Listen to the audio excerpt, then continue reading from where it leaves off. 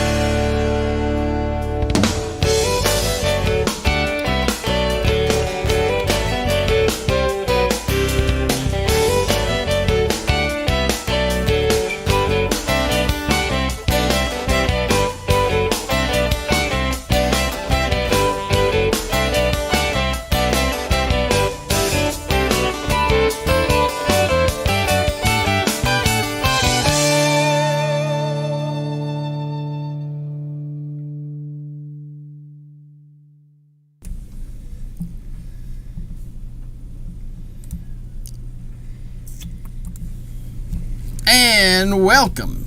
For all of you tuning in on YouTube, Facebook Live, and Twitter, you're watching Scenic City Sports tonight on the first day of May already. It is. Things are clicking right along, and we were just sitting here discussing what was we going to talk about, and knowing the foodie people of this group. We speak about the cost of food down at Truist Stadium, but again, it's part of. I asked Rusty. I said, "Well, do you want a bunch of chumps playing for the Braves, or you want to whine about the cost of the food?" That's how we get superstars. We've got to get another guy in here. We need some offense. So buy a hamburger. That's buy right. A hot dog. That's right. Buy plenty of them. Scott Herbst, Rob Covington, Rusty Parkhill, talking to you tonight. I remember my senior year of high school going down to see the Braves play in Fulton County, and I took $20 for food and bought a pizza, hot dogs, nachos, ice cream, and filled up with gas when you got back home. No. I didn't make it home till the next morning because I got sick at my stomach from eating so much food, and my dad ended up getting pulled over and going to jail. But that's a long story. Which one day we'll have time to talk about that. Probably some of our viewers would like to hear that. That's how that got started, and I ended up getting not having a calculus test. One day I'll tell that story. But I thought you were going to he was speeding. He was speeding. Strongly talk about how far $20 went. It did. Well, it went a long way. Like I said, $20. Well, I ate like 4 times at the stadium. If it's got any truth to it. $20. You ate 4 times the stadium for $20. 4 different items plus a dessert and a drink. I'd call bull hockey on that. But that was 30 years ago. I was going to say, but I also remember how long ago that was. Rusty just took 2 parties down there. That was my claims he's out somewhere in the neighborhood of $400. And all they did was eat snack food. Let's put it this way. They didn't count the ticket. So we took my awesome brother-in-law Travis, that you guys all know. He's you'll see him every now and again. You'll see his, like last week you saw his head pop on our camera, and he didn't realize we were live, and he's like, "Oh man, I'm sorry, I was behind you." And I was like, "It's all right." But Travis and part of the studio audience. Travis's business took all of us down for a Braves game. Didn't take me. And the family. What do you got to be a customer? Yeah, to his to go. Is that so you were a customer, but I didn't get no invite. So we go down, and we had good seats. We sat in the 400 section, which is up up high. We were on like the 9th row up there, but it was the seats were great. You could see everything very, very good. We were a section up from our sponsor, Gary Thacker. Shout out to Gary. Went down and saw him for just a minute. His seats are awesome. Oh, his seats are sweet. He does have great seats. His seats are sweet. I've been in his seats. So we went, and for the night, I was probably in food because I did not have to buy tickets, but just in food by the total tally for the night. I bought 2 bottled sodas. I bought 3 hamburgers, 1 order of chicken tenders, 2 bags of peanuts, and 3 Coca-Colas on ice. Mm-hmm. And for that collection of stuff, I'm in about $150. Mm-hmm. But you ate so well. Well, I ate decently. I'll say that. Well, you better change your tone about it's that. It's good food. You're not going to sleep well. The food was phenomenal, man. We bought the burgers we got were at this little gourmet place. They were double cheeseburgers. They had the sautéed onions on the top and bottom of the meat. So I scraped the onions off, but it gave them that little bit of even have them sat there, give them that little bit of flavor. And the burgers were phenomenal. And now the chicken tenders were good. They were just regular old bar chicken tenders like you'd get anywhere, but their curly fries were great. Mm-hmm. The peanuts are, you can't go to a baseball game without having peanuts. What's strange about this was Acuna's first night back in 10 months, and all he's tore up about is the food cost over there. So, that'd be what I would be most concerned about. It's great. You too, huh? I'm going down there in Duvall hit a home run. June. Dansby hit a home run. Let's see who else hit. The Braves had 4 homers on the night. Acuna got his first hit. He picked up a walk and he struck out, he grounded out in his first at bat. He walked in his second at bat. He hit a single in his third at bat. And let's talk a little bit about you were there, so you got to feel the vibe. What was the vibe turned up a notch with people knowing Acuna was coming back? It was there, man. Everybody. It was funny. Like, we had not bought Braves merchandise in a while. We were just down there a couple of years ago before COVID and everything. So we went. Chrissy and I went on a midnight hunt the night before trying to find Braves t-shirts. Went to Walmart, just so happened they had 3 Acuna Majestic t-shirts, so we were like, oh, we'll buy these. Had no idea he was coming back. Next morning, get to school. About halfway through second block, get a text message from my brother-in-law. I was like, dude, check this crap out. Picture of Acuna, with the title, I'm back. So I was like, hey, good timing. We'll wear our Acuna t-shirts tonight. Well, basically everybody in the stands decided that was what they needed to do. So it was us and everybody else. Y'all made one long text. But now if we're going to talk 40,000 texts. Couldn't find an Aussie Virgil. So we're going to talk about this kind of stuff. We're going to talk about baseball, and I want to bring something up. And God, I wish Greg Payne was here for this. Obviously the whole grown men wearing jerseys thing. That's the one thing that just gets under his skin is faster than anything. It really does concern him. He's going to shorten his life expectancy. But is it okay? According to Greg, is it okay if you wear a jersey if it doesn't have another player's name on the back? It's okay if it's blank. He's okay with a blank jersey. Okay. That way you're not celebrating another man's accomplishments. But here, I got a question for you guys. Where do you stand on going to a baseball game and wearing the jersey of a team that ain't even playing that night just for the sake of having on a baseball jersey? Because I saw a Jay Buhner Seattle jersey. I was going to say you saw a Pittsburgh Steelers jersey. That reminds me of something. Just pause right there. Okay. I saw the other night, and I can't remember what stadium it was. I don't think it was Seattle, but there was like a group of like 10 or 11 friends that all came in dressed as the 95 Mariners. The 95, I did see that. They had cut all in uniform, had the different uniform named, everything. But we'll get back to that. But, I mean, how do you stand on going to a game that, you're basically wearing it? I mean, there was a guy there that had a Dodgers jersey on. There was a guy there, I saw a dude with a Reds jersey on. I mean, they were playing the Cubs, and a lot of the Cubs fans had jerseys, but, I mean, hell, they had a team in the fight. Well, let me speak first. I don't own one. And I don't own one, and I've not spent any money to purchase one. So the likelihood of me having one for any occasion, I wouldn't have it.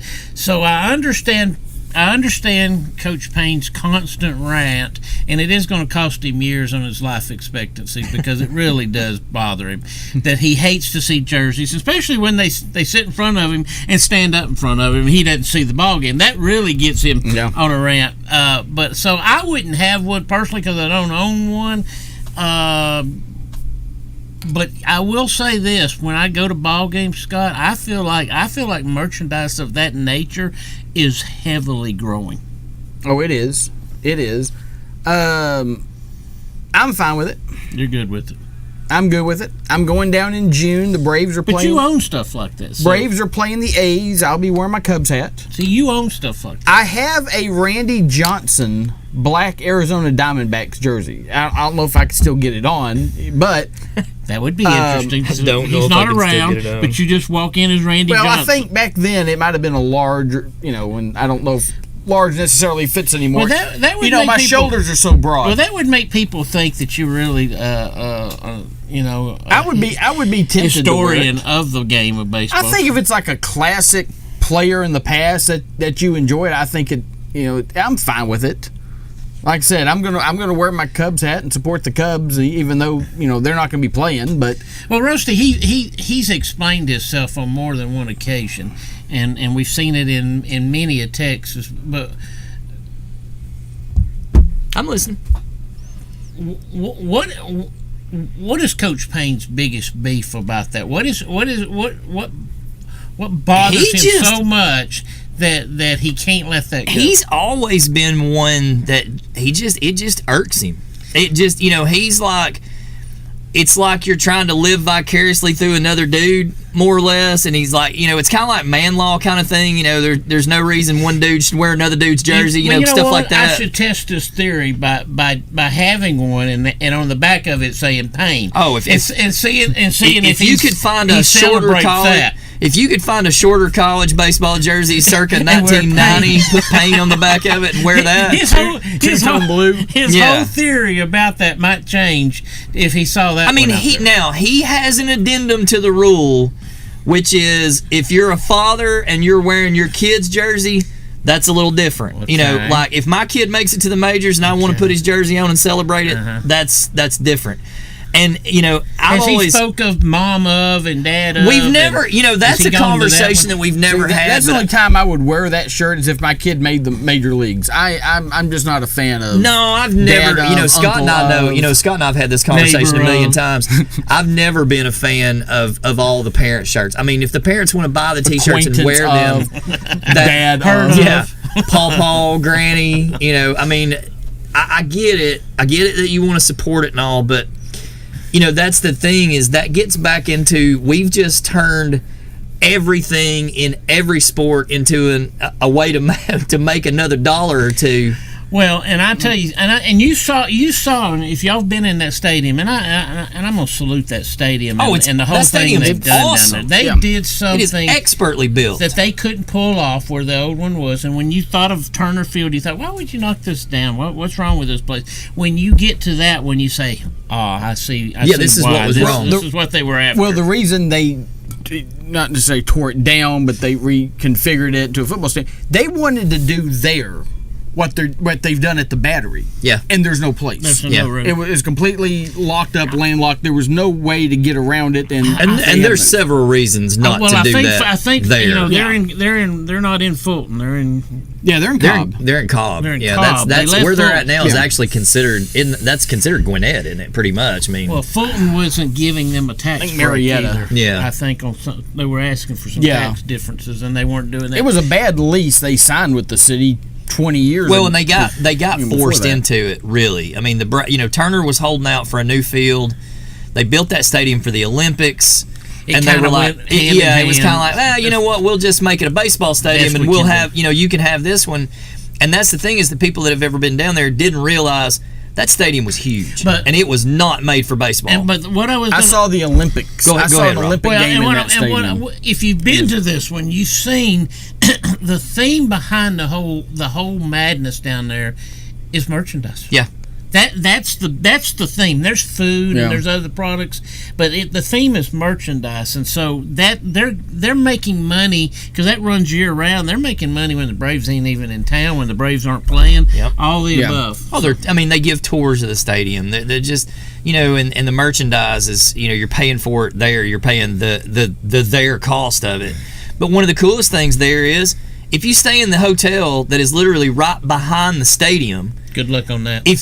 Really. But if you rent one of those suites that's on, if you're looking at the stadium, what would be the left-hand side? Mm-hmm. Or looking at the hotel, what would be the left-hand side? If you rent one of those rooms, your balcony literally looks right over center field. I mean, you can rent the room and sit out there on the balcony and have a drink of your own buying. Well, it would be a great thing, but my understanding is the folks that have done that have looked out many years in advance to say the Braves are home this night. Mm-hmm. That's when I want to be there. Well, they say those rooms, I was told that the ones on the end right there, which are the clearest views, I've heard those go as high as $500 and $600 a night. Oh, well, and then the ones on the ones on the front side that you could still see, but you'd have kind of an obstructed view in some areas, that they're more like $300-400 a night. But I mean, it's just the Braves were.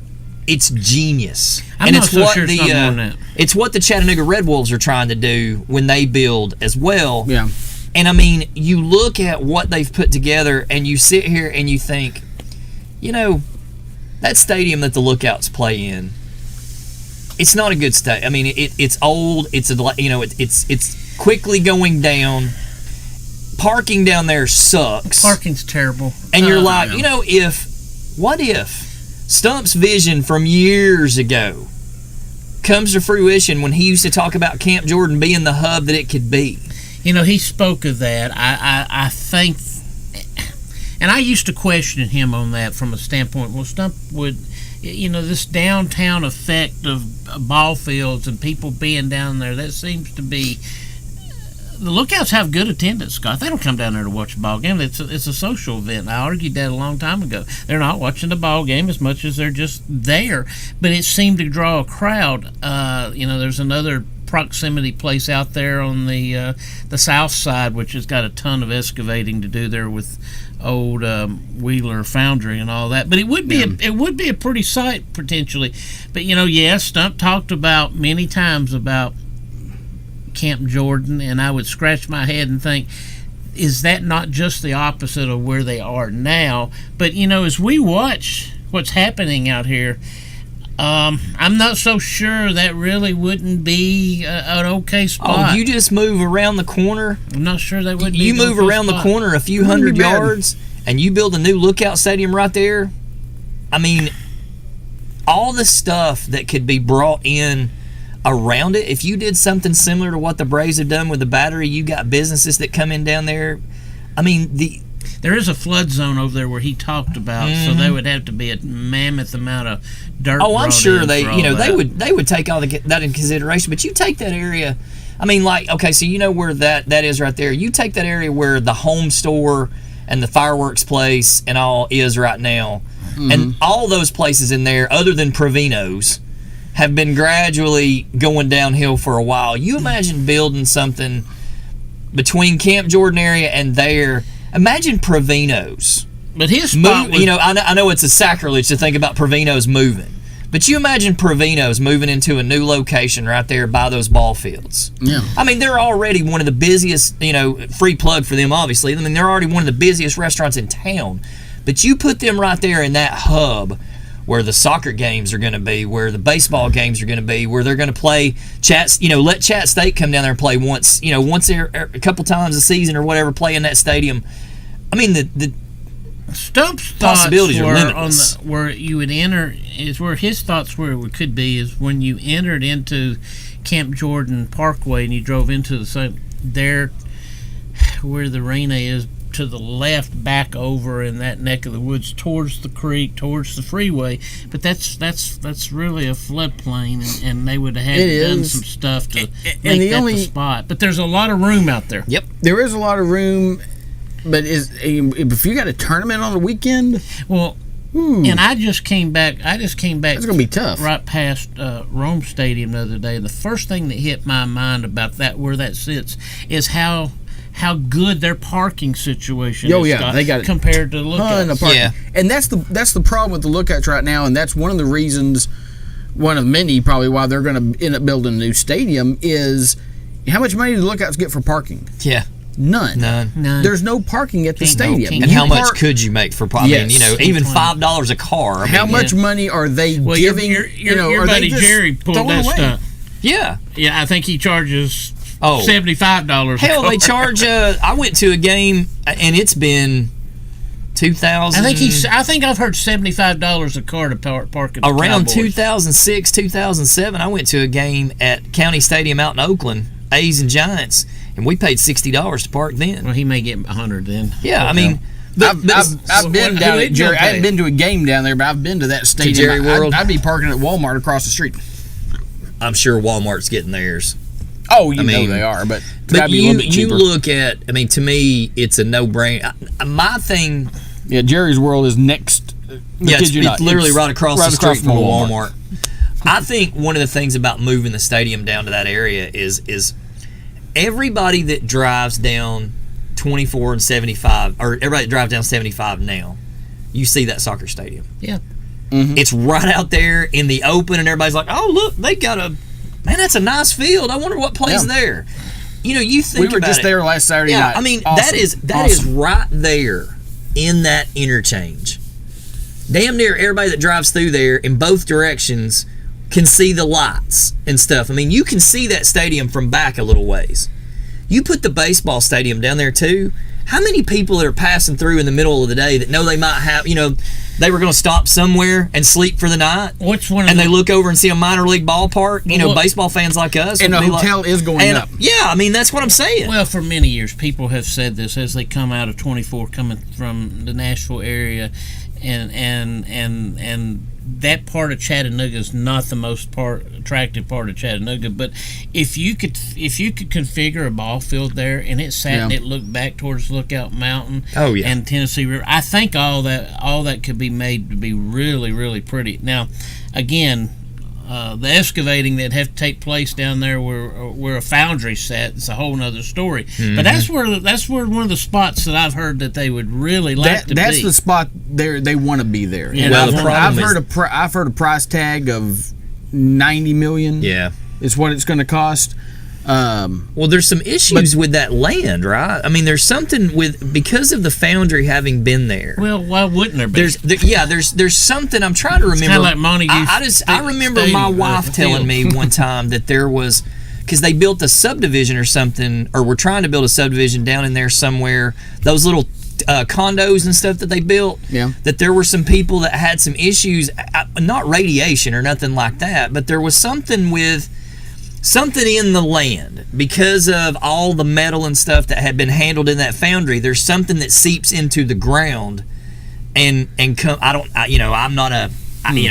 throwing crap that I don't even know. But I wouldn't be surprised. Just the cost of removing or building on top of and on top of and on top of what was sitting there. Yeah. But you know when Frank moved the lookouts to where they are now, a lot of folks, particularly my age or even older, loved Ingalls Stadium. But if you were thinking about it, you knew what a mess it was. Mm-hmm. One, it was not, from a geographical standpoint, it wasn't a natural place to lure loitering people. Yeah. That wasn't just going to be there. And the cost, and he spoke about it back in the day of the plumbing and the electricity and all the things that was an old building. So he made the right decision when he did what he did. Now there's people come behind him and said, now, well, that ain't the greatest place. Well, it ain't the greatest place, but looking at downtown at the time, where else was it going to be? Oh, at the time it was state of the art. I mean, at the time it was state of the art. Same as Finley when they built Finley. I mean, that's the thing is stadiums get old, and you see these new ones on television, and everybody always wants the shiny new thing. I mean, you look at Jerry World, for instance. That's a beautiful stadium, outside and inside. I mean, it has every innovation. 35 years from now, somebody's going to say something bad about it. Right now, people are saying bad stuff about it. After SoFi got built out in Vegas, and then the one that the Rams just built, people look at the Cowboy Stadium now, and they're like, man, what a dump. I mean, and that Rams Stadium is that one and the Raiders one too. I mean, both of those parks are just Scott, you being a Titans fan, there's talk of 1.4 billion. It's going to be two. It's going to be $2 billion at least, and they're probably going to put a dome on it. Where's the place at down there? It's probably going to be built right next to it or on the existing site. I'd play at Vandy for a year and build it exactly where, because I mean, it's in a great spot. You can't get a better spot for a football stadium. I think I've read it is going to be on the spot where Nissan Stadium is now. But Nissan Stadium's not worthy of just tearing down, but you would need the parking. Oh, yeah. But it's not worthy of tearing down. It's a nice place. Yeah, they're going to have to fix some stuff and everything, and they'd have somewhere they're going to have to play temporarily. Yeah. For a year. Well, they got several. They're used to that. Yeah, I mean, there's several stadiums around there. Memphis for a year. Somebody said Vanderbilt. I'm like, Vanderbilt doesn't know how to handle a crowd like that.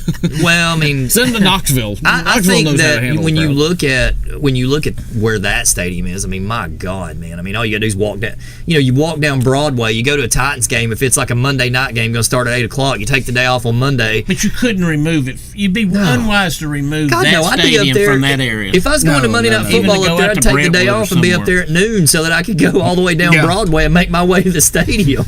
And again, what comes with, and you know what, the economic impact, guys, of what a Super Bowl must mean to a town. Oh my to God. Invest in the B word, to get a Super Bowl. Yeah, that's the trade-off. We get a Super Bowl from it. Yeah, but and what that must mean in money. Are you really going to make $1 billion back?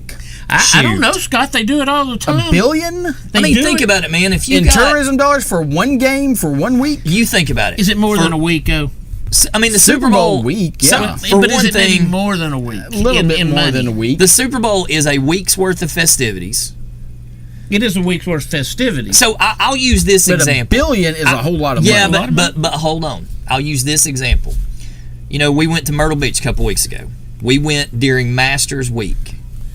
So we went down the week, basically we went down on Thursday, and the Masters was going to start the following Monday. Mm-hmm. We stayed at a little hotel, little Hampton Inn or something in Augusta on the way down. Stop, because we had a golf match that night. So we stop off, we stay in this hotel. it ain't nothing fancy. All of us have been to a Hampton Inn before. We know what you're looking at, okay? We leave that next morning. Chrissy I think we paid maybe $150 for the night for that room. So the little old guy that ran the place was talking to my wife, and she said something about the Masters. And he said, yeah, lucky that you came down here when you did. Mm-hmm. And she said, well, what do you mean? He said, well, that room that you just paid $150 for, he said, tomorrow night will be $650 a night. And it's a Hampton Inn. And that's one way. That's one way. That would happen that week. Nashville, you think about it. Nashville, you would get all those surrounding areas like Green Hill and Brentwood and all that area around there, any hotel. Well, even as far back as Murfreesboro. And you figure that... Speaking of Green Hill, real quick, I drove by Green Hill High School Sunday. Yeah. Dear Lord. If that stadium, you figure if they configure that stadium as a dome and it probably holds, for a football game like that, it's probably going to hold 65 plus at the average Super Bowl ticket price of... what, $5,000 for a cheap ticket and $15-20 get them. and $15-20 for a high ticket, not even counting the boxes, the corporate sponsorship. You think about a place like, I'll use Blake Shelton's bar up there, Old Red. Everybody knows that's Blake Shelton's bar. You think all the people that go into the Super Bowl go down Broadway and they're looking somewhere to go, hey, look, that's Blake Shelton's bar. Let's go there. Well, they got shotgun shell shot glasses. Well, and again, guys, they don't do this investment without the Super Bowl being on the horizon. Oh, yeah. It comes to every one of them. They've been told. That deal's listen, made, yeah. You build a stadium, it's yours. We've already had the draft there. Yeah, we'll give it to you in 5 years. And they're talking about bringing the draft back there. I've had people tell me that draft was... It was a great spot. Yeah, I've had people tell me that the draft was incredible. That there were places on Broadway... 650,000 like Tootsie's and some of the places like that have the upstairs bars and stuff. They were like, you could go out there on the balconies and see everything, and they're like, it was just an absolute sea of people. And not all those people were going to the draft. They were just there just because they wanted to be there, because they were announcing the picks out the street and stuff. Huge party. Yeah, huge party. How many people go to ball games, national championship games and stuff, and just tailgate out in the parking lot because they can't get a ticket? I wish they bring it back to the old Sheraton Hotel in New York and bring back those old helmets, the phones, everything for one time. That'd be awesome. Well, Scott, we had been in the Georgia Dome, and no, it's nowhere near Mercedes place now, but it didn't worthy being tore down, but yet you did need the parking. Yeah, you did, but it was still something that was serviceable for a long time in many different ways, except maybe a Super Bowl. Again, it's at amazing, one time, state of the art. It's amazing how Rickwood Stadium down in Birmingham is still up, still being played on, and it's the oldest stadium. What about Barron Stadium down there? The minor league field. But wait. Barron Stadium in Rome, or no? Is that's the one the Barons played in? Yeah, Rickwood. I'm sorry. That's 1910. Yeah, but it's become this historical thing, and it's does that pretty sit? cool. Does that sit in a spot in Birmingham that was different, let's say, than any spot that Ingalls Stadium sits that in? And Ingalls Stadium wasn't, but as the crow flies, it wasn't but a mile-ish out of the way, but it wasn't where anything was going on either. Well, so you just have loitering people like you got where the place is now. So again, when Frank did that, it was the right move. Well, back in the day, also Ingalls Stadium was in the center of town. It's on Central Avenue. Yeah. It's smack dab in the middle of town. In that day. Now, I've never been to Rickwood. Unfortunately, we do some vintage baseball that I've never gotten to go, so I can't vouch for where the location is of that field. But I know back in the day, Ingalls Stadium was Central Avenue, right in the middle of Chattanooga. Now everything's moved away from that area. It's moved down closer to the river and the North Shore and stuff like that. The problem is people did. In modern era, you look at, there's a baseball stadium right there. What could we put around it? What could we put around it to maximize everything to make all the money that we can make? back then it was just, there's a lot of land down there by that baseball stadium. Let's build some subdivisions. Well, he's right. And when he made the decision to go downtown, it was first and foremost, okay, I've got something that's a money pit in Ingalls Stadium right now, and for me to keep it up and make all the old timers happy, I'm going to go in debt, and I'm still not going to get the crowd I need. Okay, So they talked about where this one is now, not having the land to have all the things around it, but that wasn't Frank's first and foremost thought. Was to leave Central Avenue and come downtown where there was a crowd at. Now, again, yes, I understand it's nicer to have something like the Battery that's going on, but that's another 20 years of this is what we can be doing. And if you remember back then, but the biggest problem is the parking. That's the biggest problem. That stadium was built in 95, 96, in time for the 96 season or whatever. Yeah, right. But you have to remember, Camden Yards, Oriole Park in Baltimore, was the first stadium, because everybody was kind of on the outskirts. They said, no, we're building this new park. It's going right in downtown. And that was like 1989. And that sparked a renaissance. And you look at all the stadiums now in Major League everybody Baseball, built old school looking stadiums and stuff and at that time. And they were all downtown. Yeah. The Rockies built Coors Field down there. The Indian or Cleveland built Jacobs Field right down there. PNC Park is right in the middle of downtown Pittsburgh. Every stadium, then all of a sudden, Turner Field even was right in the middle of downtown. Now it's almost like, okay, now we're kind of getting away from it again, but a lot of those stadiums are right in the middle of downtown, and I think that's what Frank and them had in mind, or at least thought about. It's look what it did for Baltimore and these other cities. We need to do that. Well, and even in the conversation probably started now 5 years or better, it seems like, maybe 7 or 8 years ago. Where else can we put this thing? But you know what? Go down there on any warm night in the summer, and they got a good crowd. Now, I'm not telling you everybody knows everything about the Lookouts. It's just a place. It's a destination. All those hotels around it. Hey, look, there's a baseball stadium back there. We'd probably go back there and get tickets for $10 or $12 or whatever. I look at it when I talk about putting it where we talked about. I mean, with it where it's at now, you pass it if you're going down 27. Once you get across the old Jotty Bridge, you see it right there. You see it as you go by it. 27 is not what it's not a main furrow that takes you everywhere in a brother. 24 and 75, if you can get that stadium somewhere where it's visible, theoretically, from both roads, and it can be. How many people go down 24 and how many people go down 75? Those two roads are just, And that's the thing. And I know Stump was having some inside conversations with some folks of course. that were talking everybody. But the potential of Camp Jordan. I know that. But I used to argue it to the point with him. I said, for folks to go to there, or somewhere out in some suburban area, he even talked about Ooltewah. I said it would have to be a place that they said, let's go watch the Lookouts tonight. I'm telling you that the folks downtown say, oh, there's a ball field, let's go over here. Yeah, here's something to go to, here's something to hang out at. No, I agree. And I mean, a lot of the businesses, if you think back when they built that stadium, there wasn't a whole lot other than the couple of hotels that were right there. That little section of downtown was fairly quiet. You build that, and then later they build that nice new hotel that's there on the end with the big grass field out front of it that they leveled off, and then you got you got Blue Plate, you wound up with Hennon's, and you wound up with a lot of restaurants and destinations down there.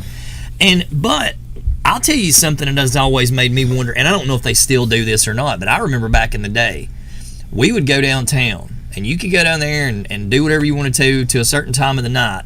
And I would always, on the back of my mind, either on my phone or I would just, ask somebody if they knew or had they heard, listen on the radio or whatever. When the Lookouts game got to the 7th inning, you'd go in for free. You just walk in the gate. They open them up and let you in. And so there were a lot of nights that we would be at like. So you watch 2 innings all the time. We'd be at the old Big Chill, which was within walking distance. And we'd walk up there and watch a couple of innings, and every now and again, you'd hit the jackpot. It felt like you got the whole deal. Every now and again, you'd hit the jackpot and go up there and watch your 2 innings, and they tied up in the 9th inning, and you wind up with 5 or 6 innings of extra innings. Hell, we got to go watch a ball game for free. And we'd buy beers and stuff while we were in there. But, I actually heard the head of. I was listening to the Lookouts game on the radio this afternoon, and the head of Chattanooga Tourism. They do an interview with him during the fourth inning, and he said 40,000 people come to Chattanooga every single day. Wow. For tourism. He said now some people are staying there in hotels, some people are staying with relatives. Yeah. And some people are just passing through for the day. He said, but even those people are spending about 4 hours in the city.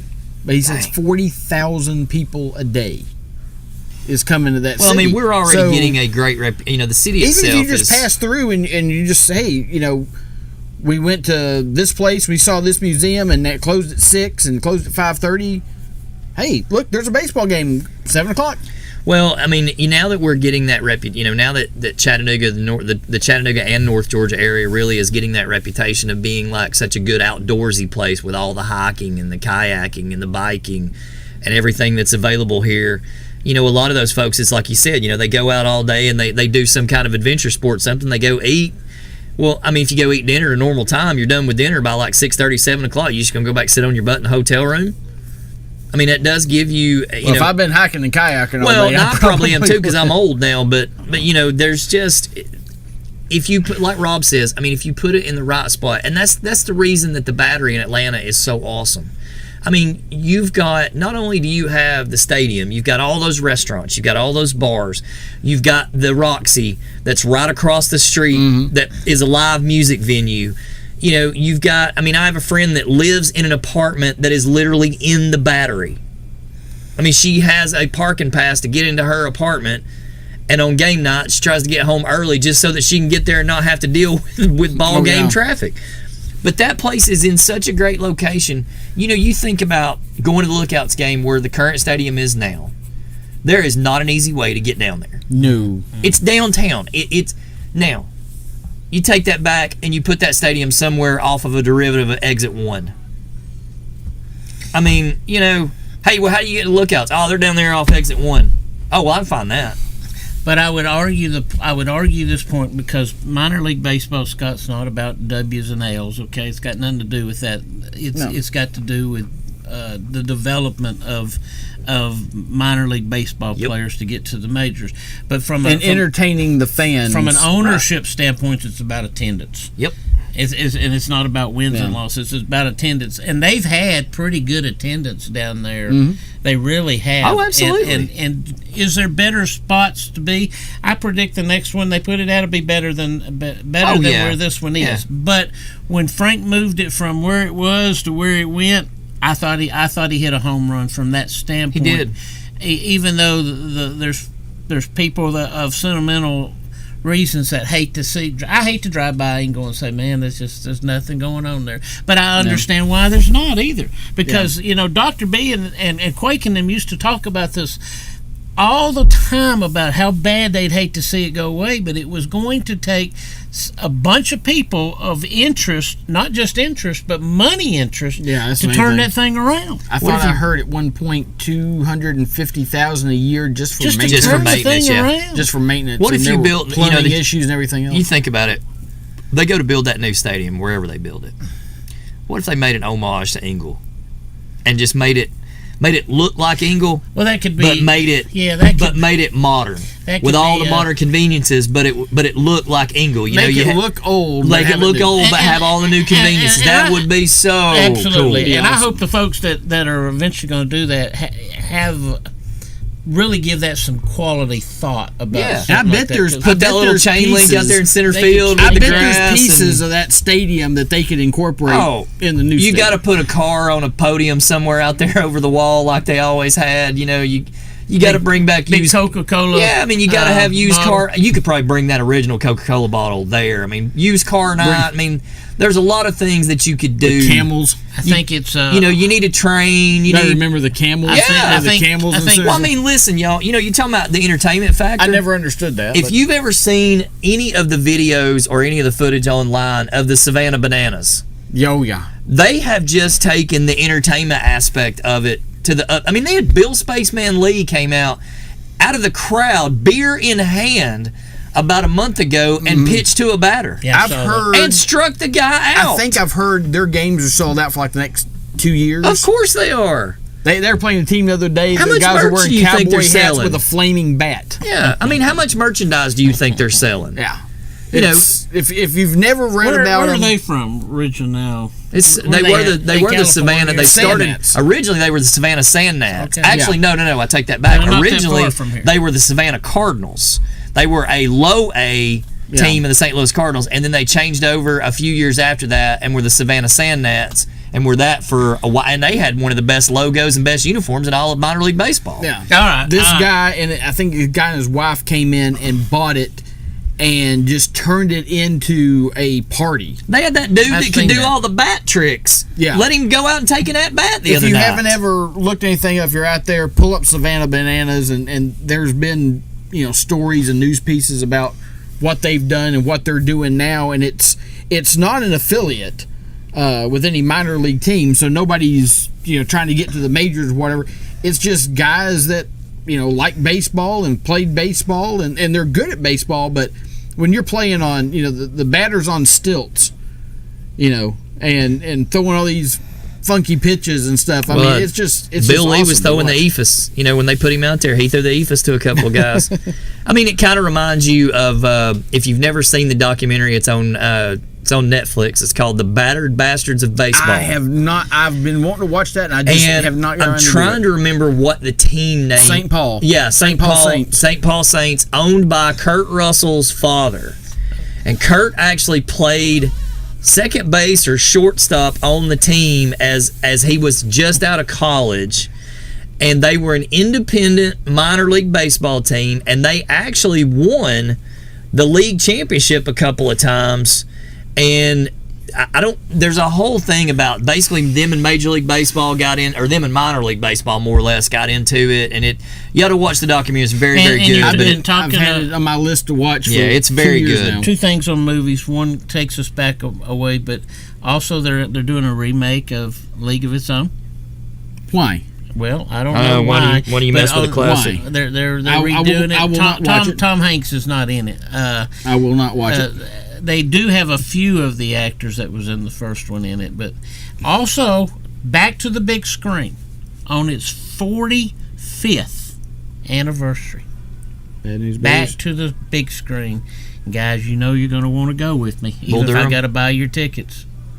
Smokey and the Bandit. Oh, you ain't got to buy my ticket, buddy. I'll be there with you in the front row. Okay, well, that is the first movie that I ever saw at the theater. I was that like right? Well, then you gotta 4 go. or 5 years old, gotta and show up my for that. parents took me to see Smokey and the I Bandit. probably said this on the air. I think I have before. Smokey and the Bandit was the #1 movie in the country in mid-May of 1977. What replaced Smokey and the Bandit as the #1 movie in the box office? 77. Rocky. No. Jaws. No. No, that was That was 75. 75. Rusty showing off his history, nostalgia over there. That is the Smokey and the Bandit original motion picture Is that right? soundtrack on original vinyl, boys and girls. Well, see, now if you take that to the movies and you have that, you might have somebody there that would give you some money. Oh, Along- probably would. My wife bought me a Smokey and the Bandit DVD collection, which had Smokey and the Bandit 1, 2, and 3, and then like 4 like TV movies Yeah, or offshoot whatever. ones. But I just wanted it because I wanted to hear Jackie Gleason's actual voice. Star Wars. Yeah. It was Star Wars. My favorite Smokey and the Bandit anything that I've ever heard, ever, was on an interview I saw with Hal Needham, who was the movie's executive producer, and people don't realize Hal was big in NASCAR. Him and Burt Reynolds actually owned Harry Gant's Skull Bandit for years. It literally said Burt and Hal Skull Bandit on the front. And they were making some replicas of that Yes. before Cannonball Burt left. Run. Yeah. I mean, and he had his signature on Exactly. So the story goes that they're filming the movie, and Hal goes to Jerry Reed one day, who played Snowman. Of course, most people know Jerry was a phenomenal musician, unbelievable songwriter, tons and tons of hits for himself and for others. And Hal went to Jerry and said, "Hey, listen, Reed." He goes, "I need a song for the movie."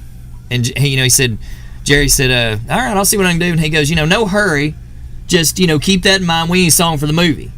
He said, "All right." So they go to lunch, a couple hours, come back, and Hal walks in, and Jerry comes running up. "Hey, Hal, come here." Jerry pulls his guitar out and plays Eastbound and Down, front to back, just like it appeared on the movie. And Hal was like, yeah, that'll work. Yeah, let's do that. Edit that one. And they cut it just a day or two later. They went in the studio and cut the studio version of it. But he wrote it. I think on I know lunch. what I'm going to be watching later tonight. Well, and we all know that that sequels are rare that they capture what the first one does. And even though they made some second and threes and fours of that, none of them were like the first one. And can you even think of a sequel of a movie that was in comparison to the, one Top Gun's fixing to come out? I can think of one sequel that was as good as, if not better. See if you're thinking the same one I'm thinking, but go ahead. Yeah, that wasn't what I was thinking. I was thinking about. It was close. I think Godfather. Honestly, I think the second Godfather's better than the first one. But I do too. Because it just explains so much more. All the flashback scenes of Vito and coming to America and all that. Yeah. I was gonna say I think Terminator 2. Terminator 2 was not really good. Is one of the best, and I mean you can't not give a nod just because of the way they fit together as a trilogy to the Back to the Future movies. They were very excellently written, and that sequel was so well made because of all the back and forth where he was and you think about the fact at the time they did that, computer technology did not exist the way it does now. I mean, they did things in that, but is it better than the first one? No. I mean, there is one more. I don't know why I didn't think of this a second ago, but Empire Strikes Back is a better movie. Oh, I think most Star Wars fans will tell you that that's their favorite one. It is. I mean, it's the best of any of the Star Wars movies. I mean, I think that and Godfather, and that's about it. Yeah, Godfather. The talk was I was having a conversation with Top Gun just fixing to come out after all this time, and the unlikeliness that it makes you think it's better than the first one, but the anticipation of the possibility that it warrants is it's just the excitement and it's the nostalgia of Jerry a lot of Reed that. Played the Bandit and Smokey and the Bandit 3. Yeah, Smokey and the Bandit 3, and that god awful. They brought in that new Fox body, or not Fox body because that's Mustang, but they brought in that new '80s style Trans Am that was all and it just everything about that movie sucked, and the whole thing was about him going cross country with that stupid shark on the top of it, and all that. Just the story was elephant awful. The second one, that one was awful too. The writing becomes Jackie very Gleason's different. playing a Canadian Mountie. Yeah, I mean, the writing becomes difficult to continue on a really good story. Now, I did enjoy Cannonball Run too. The Cannonball Run movies are great. Not as good as the first one. The extra characters, all the different cars and stuff. I mean, the Cannonball movies, star power, especially when you realize that is a real race. Yeah, and I mean, a famous television star that a lot of people know, Richard Rawlings from Fast and Loud, at one time, him and Dennis Collins actually held the record. And speaking of Dennis Collins, which is Richard's best friend on Fast and Loud, if you ever watch it, he's the guy that owns Collins Brothers Jeep out in Dallas. He does a show that's like Coffee Talk or something like that. I'm trying to remember exactly what it's called. But anyways, he does a show where he profiles going out and finding cars and stuff. Well, this past week, if you didn't see it, it's tagged on in Scenic City Sports. I put it on there the other night. He came to Chattanooga to buy a couple of Mopars, and while he was in Chattanooga to buy these two Mopars, the guy that he bought them from took him to Chickamauga to have Phil's Primetime Pizza. And there's a whole section of the thing right there. Of him going to Phil's, talking about how good everything is. And also, true statement. So yeah, even I thought that was come out and recognize we're good pizzas. I thought that was really awesome to see. Absolutely. Now I'll tell y'all a movie that I think the sequel is better than the first one, and mainly because the technology was so much better. But a crap ton of people never saw it. I think Tron Legacy is better than Tron. But I mean, if you're a sci-fi fan, that movie was incredible. Saw it in IMAX. That movie was incredible. Let me give you one. It was a confusing plot. Yeah. I didn't care much for some of the plot, but the effects were incredible. in a way, a lot of the Fast and Furiouses have gotten better. Oh, I agree with that. This last one was a little hokey with them flying a car out in outer space, but I mean, but there was in the middle there where they were doubling down on some stuff. The first 2 or 3 were like, this is a hokey little goofy movie franchise, and then they got about to the 4th one where they really they actually started to put some thought into the plots and the characters and stuff. And to me, once they made that transition in 5, when they went to Rio and stole the safe, and then from that point forward, those movies are really good. Okay, see, I've seen the first one about 12, 13 times. I've never seen any of the rest of them. Oh, dude. One day I'm going to... Now, I saw Hobbs and Shaw. The only reason you watch this... I don't know. The only reason you watch the second one is it introduces you to Roman, which is the character that Tyrese Gibson plays, who's really funny. That's the only reason you watch that one. And the only reason you watch Tokyo Drift is because it introduces you to Han. Because both of those movies are absolute friggin' stinkers. Yeah, those kind of brought the characters into another spot. They're not good. I think they toyed with the idea, but they did not get into it 100%. No. But once they got dedicated to it, they made it exactly. Starting at 4, starting at 4, which is Fast and Furious, not the Fast and Furious. Yeah. They kind of rebooted the whole franchise at that point. Mm-hmm. Starting there, they're really good. In that one, they pull off. In every one of them, they're pulling off these big heist jobs and stuff. Yeah. And starting with that one, and then they start just then Jason Statham comes in, and then eventually The Rock comes in. I thought The Rock was helpful. I know him and the crew don't get along as far as. Vin Diesel's the one they all don't get along with. Is that right? Yeah. Well, I knew there was. Or him and the Rock don't get along. But I thought his role in that movie, or 2, I think, was actually good for him. And you saw Hobbs and Shaw? I did. Did you like it? Shaw. Yeah, I did. Yeah, Hobbs and Shaw's great. I thought Police Academy 2's pretty good. It wasn't a bad one.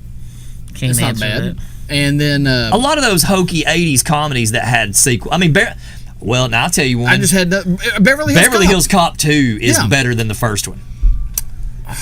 It is better. I don't know, man. I mean, all 3 of those movies, and I've heard they're making a 4th one. That he's coming back to make a 4th one. But those movies, I like I go over there. I got the soundtrack for Beverly Hills Cop 2 over there on vinyl too. I go over there. And grab that. Indiana Jones, the first 3 or 4. That's this last one they did. That's one that last one was god awful. It was terrible. The Canyon of the Crystal Skull. I felt sorry for him. Supposedly, I'd heard that they're trying to do one more before Harrison gets too old. He can't do any of the stuff anymore. I'd heard they were finally going to bring in. Supposedly, there's always been a brother character that he mentions every now and again, but they've never brought in. And supposedly, this is going to be the one where they finally bring the brother in. And I had heard for a long time it was going to be Kevin Costner, but we'll kind of see. Apparently, Kevin Costner is going to be doing a gangster movie that they're filming in Hot Springs, Arkansas. I'm down for it. Where they, that's where all the gangsters hung out, because we were down there last summer. And we might be going through there again later this summer. I'm telling you, I'm down for anything Costner does. He's never made a movie I didn't like. Well, and apparently he's maybe helping Waterworld fund the maybe a new gangster museum down there. Because cool. I went to one down there, which was really cool. I remember when But apparently they're going to make one even bigger. All right, with time running out, we would just be dismissed if we didn't bring up something that has never happened before in this town, as far as the National Football League would be. And we got a first rounder, and congratulations from Scenic City Sports to the UTC Mocs and the young man that's gone Cole 29th Strange. Overall to the Patriots of nonetheless. First Chattanooga Mock ever drafted in the first round.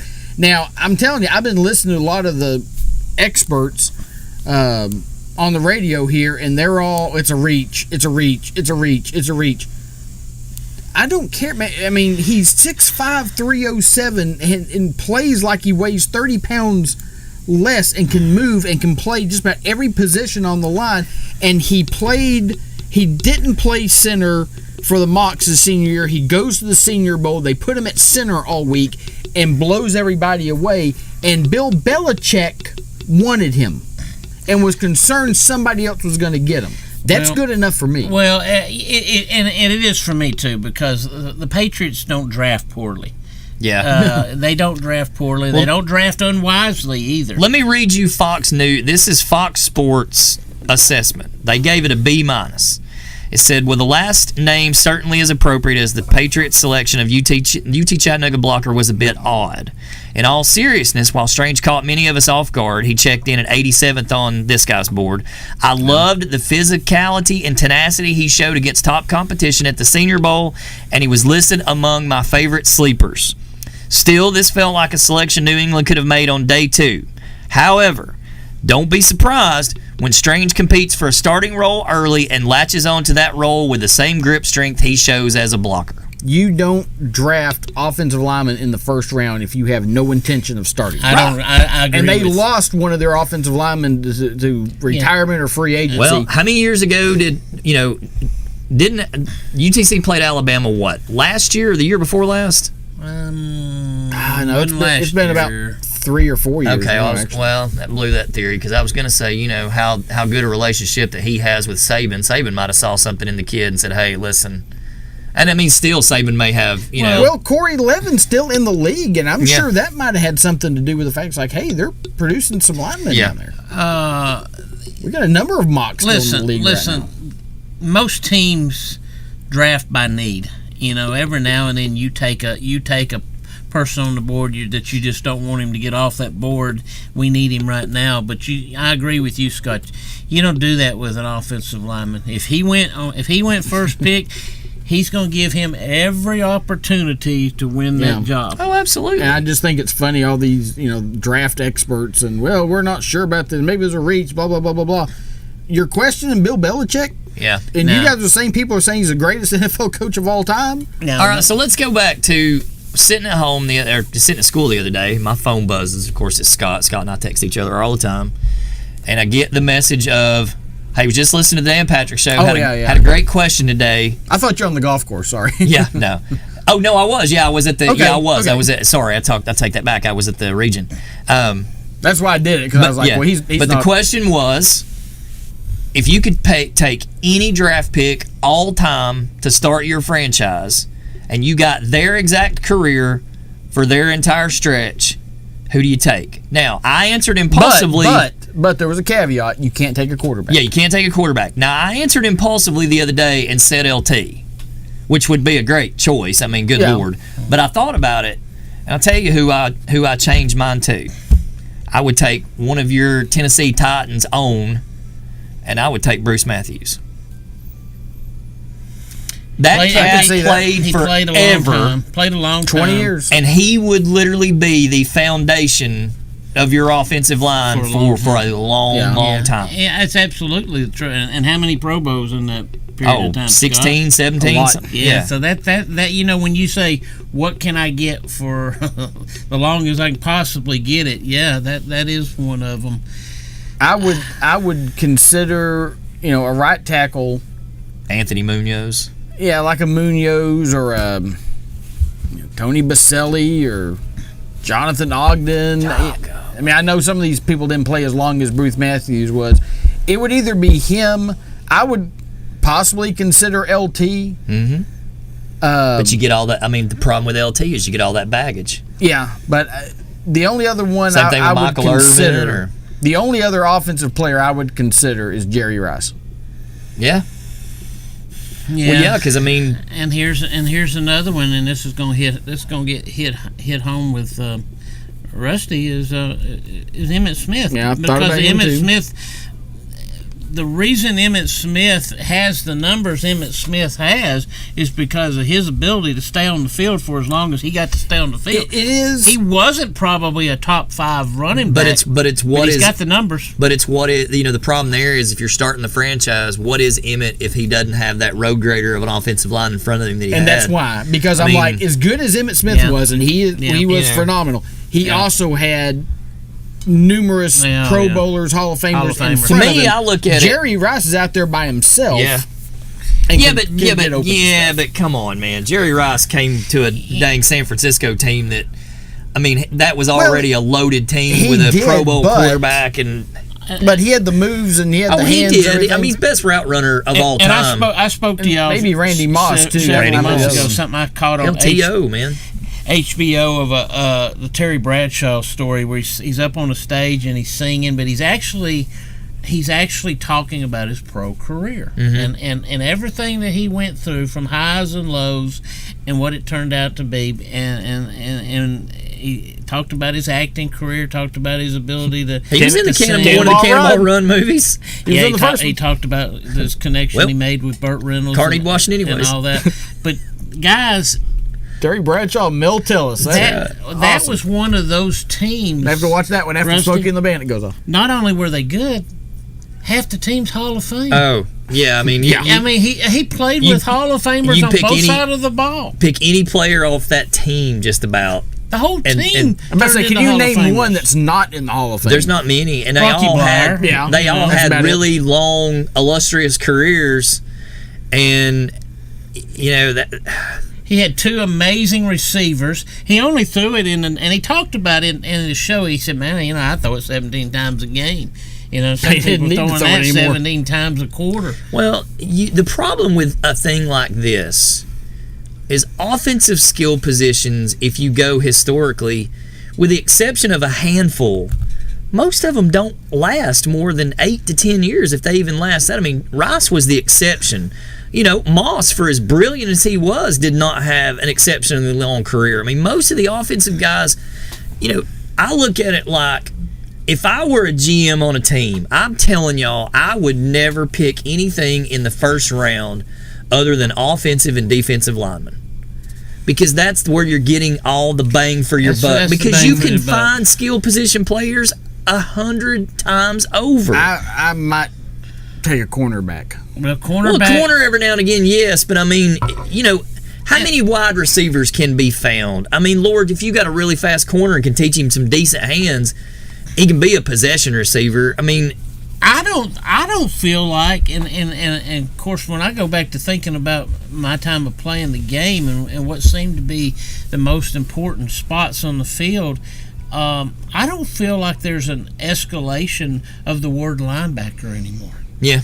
And when I'm telling you, when I played ball, your best defensive player better be that. He was a linebacker. Yeah. Oh yeah. Well, now they're plug and play. Now you got 72 of them, and you just run them in there left and right. I mean, Well, I heard a guy on the radio yesterday during draft coverage talking about how he thinks.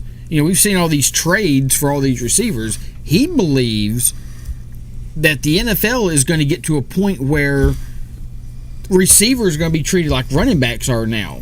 Now running back 3 or 4 good years, hey, we'll just get another one. We're not going to pay you an extension. He's thinking that's probably what's going to happen with receivers. It's like, there's no need for us to give you a $15, $20 million extension. Because they get beat to death. Because we can get another kid out of college that's your size and your hands, and within 2 years he can be putting up your numbers for a lot less money. But I think you would agree, Scott, over the last half a dozen years or so, I mean, which one of those people are always asking for more money, running backs or wide receivers? Receivers. Because those are the guys. When if you running backs are glad to be there just to get if you didn't see them for their size, if you saw them just for their personality, fashion choices, things like that, you can look out there and tell which ones are the receivers and which one's the offensive linemen. The offensive linemen show up to something in jeans and T-shirts, baseball hats, cowboy boots. If you didn't know who they were, you wouldn't have a damn clue who they were. Yeah. Wide receivers show up with big giant rope chains with their number, and they want you to know who they are. And I said this because they brought this up one Sunday afternoon about, and I think he got to playing a little bit better after that. But it was talking about Ezekiel's contract was ruining it for running backs with what Jerry opened up the pocketbook and paid him, and then from that point forward he hasn't produced a whole lot, and it was talking about how he's ruined that running back contract. I got ticked. I was on the Tennessee Titans Facebook page, and they were talking, some guy, random fan or whatever, It's like, we just need to draft another Derrick Henry like running back. I was like, with all due respect, sir, that person does not exist. Where's your scouting report coming from?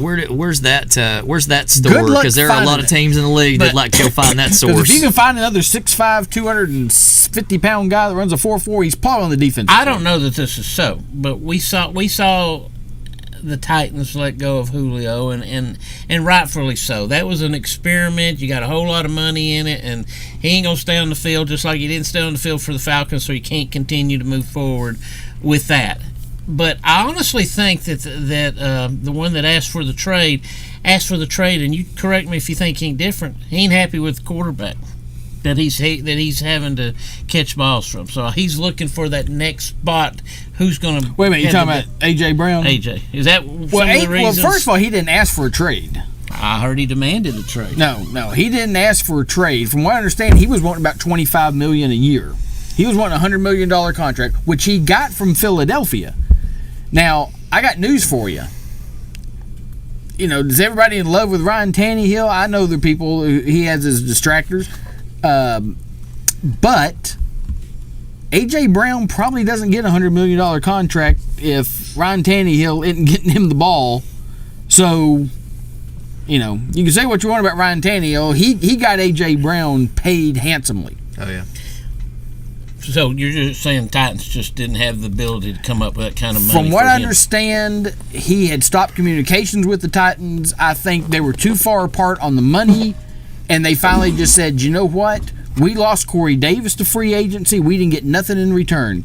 There's a chance we might not be able to re-sign him if he became a free agent after next year. Okay. And we can either play it out and see if we can re-sign him, or we can trade him now, get something for him, save money under the salary cap, and go out and get his replacement and draft picks. And that's exactly what they did, because I think they were afraid down the line we may lose him and not get anything for him. So that's my take on it. Well, that's kind of what the Falcons did the year before with Julio. Yeah, you know? Absolutely. Well, we have rambled on long enough. It's not as long as last week, but we covered so much. The 45th anniversary of Smokey and the Bandit to hit the big screen. When is that coming out? Have you heard? I do not know that day. We will wait. We will definitely be there for that one. Like Bart Scott in that interview with Sal Paolantonio. Can't wait. You look like a jet. Tell you, don't put that evil on me, you Ricky look Bobby. Like a jet. Or Ricky Robbie. Size 68 extra fat. Well, that's enough for tonight. You've been watching Scenic City Sports Tonight. For Scott, for Rob, or Rusty.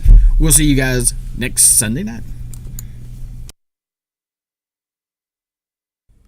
The views and opinions expressed on this show are those of its host and owners and in no way represent the views of the people, institutions, or organizations that Scenic City Sports is involved with in a professional or personal capacity. Thanks for watching and enjoy the show.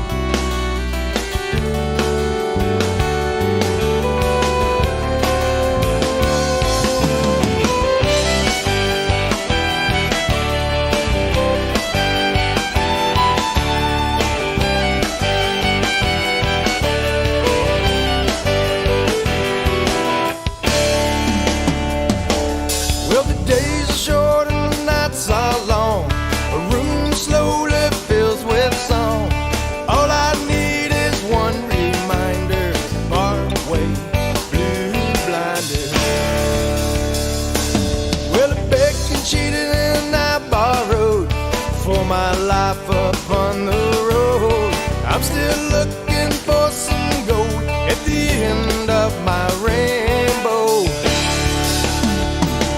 Yes, someday I will find her on the Parkway Blue Blinder. On the Parkway Blue Blinder. Someday I will find her. Yes, someday I will find her on the Parkway. On the Parkway,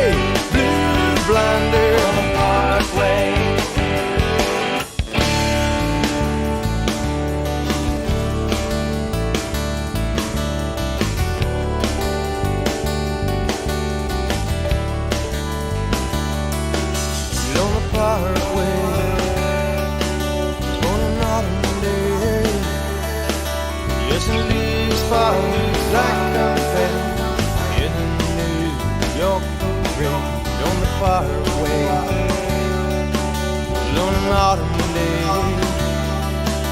Yes, and leaves fall like confetti in a New York parade.